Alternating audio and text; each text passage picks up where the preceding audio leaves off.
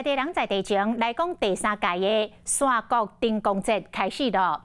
伫个梨山宾馆的头前有2张20米悬，是全台湾上悬的椰蛋树，希望透过各种造型的灯光，让民众来到梨山甲国馆，感受到节日的气氛。 2张全台湾上悬朗诵的雪上椰蛋树，装下真侪粒灯火球花，闪闪烁烁，气氛真水。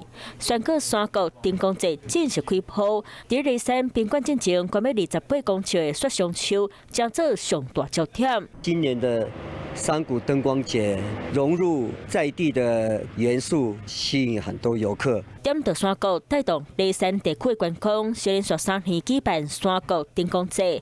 今年以光耀梨山为主题，闹真大张椰蛋树，和教堂嘛特别投下宝钢灯火。欢迎全世界国内外的游客到梨山来赏灯看枫叶、吃蜜苹果。那梨山地区西装打扮个真水，伫个国馆嘛同款打造缤纷装置，互规煞片变甲是水当当。